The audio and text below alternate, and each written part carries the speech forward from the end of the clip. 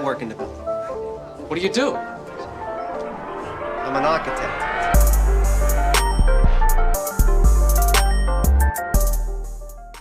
You put business before the actual passion and the legacy and the fight, then you're not gonna get the best of that particular athlete. Just put the best against the best.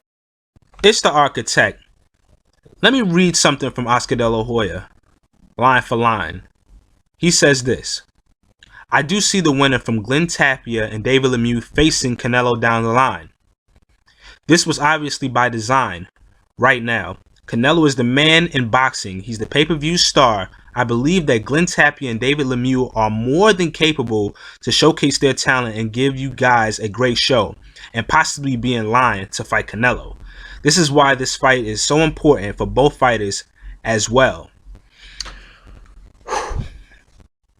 I did 2 videos earlier. One titled, Who Will Canelo Alvarez Fight After Amir Khan? And the other one was Oscar De La Hoya and Golden Boy Promotions welcomes you to the circus May 7th, Canelo Khan. I did those because I kind of seen things possibly playing themselves out based off of how guys were talking and signs that we were seeing. You know, when I put out videos like that and it's critical of a specific person, fighter, when I see criticism is needed, those tend to be the videos that get the most dislikes. Now, I don't have a huge amount of subscribers at the moment, but those are the ones you can notice that get the most dislikes, and I'm fine with it. I actually kind of think it's funny, you know. It strikes a nerve and guys get a little emotional. I understand people are fans, you know, fans of fighters, fans of men or whatever. I don't get down like that one.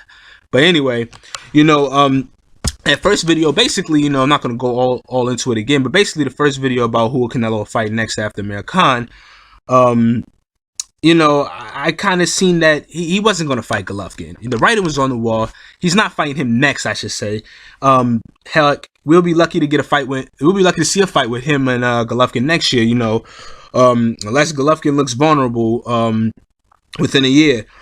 Oscar De La Hoya and Golden Boy, you know, when I did that video, I kind of was basically saying, you know, I seen them positioning a fighter in David Lemieux to get that Canelo fight next. You know, I thought it was coincidental that very, very interesting how, you know, David Lemieux misses weight but gets promoted and gets a better showcase with a better name, an in-house name with Golden Boy after missing weight, you know. He gets promoted to the undercard of Canelo and Khan. And I just thought it's very strange, you know. Listen, man, you could say Glen Tapia has just as good a chance as getting in there. And yes, technically, you know, they're saying the winner each or. Listen, it's a win-win situation for Oscar De La Hoya, whether it's Lemieux or Tapia. You know, those are his guys. Tapia, I believe, would definitely be the easier fight. But Lemieux is a guy with a better name. And you can listen. I wanted to see that fight. You know, I still wouldn't mind seeing that fight. You know, but I would prefer to see Golovkin and Canelo next. Like most of us would like to see. You know, most guys who want to see great fights and not see a guy trying to maneuver himself around another guy because they're, you know, nervous about their guy losing.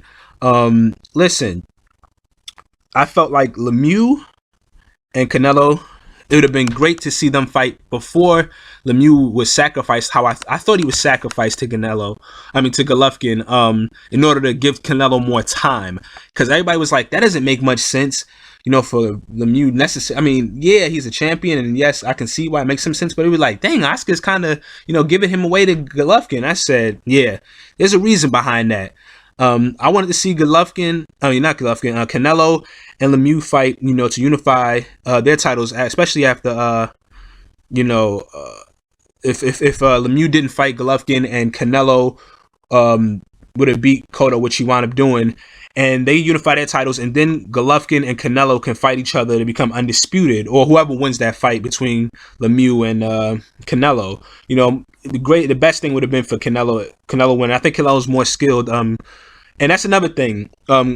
You know, it's interesting though, because Lemieux is saying he refuses to come into a fight less than his natural weight, or the weight he feels comfortable at, even though he missed 160 conveniently. But you know, Oscar, listen, I think Canelo's more skilled. I think he beats him at 160 or 155. It doesn't matter. I'm not saying he can't lose that fight, but I think he's a better all-around fighter. And either they fight at 160 and Canelo feels comfortable enough to go there, or Oscar makes Lemieux an offer he can't refuse, and he may have to drop a couple pounds. It's all possible. But yeah, like I said, man, I seen this fight coming from a mile away. It's looking like that's going to possibly be Canelo's next fight. We're going to have to wait and see.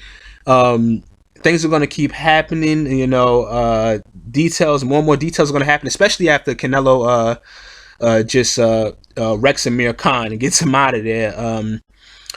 We're going to really start to see how this thing unfolds. And yeah, man, it's looking like certain things are starting to happen. I'm not trying to take credit for anything, but, you know, sometimes when you see something and you're calling it out, you know, you just call it out as you see it. You may be wrong, you may be right, but, you know, we just talking about boxing here, man. I'm out.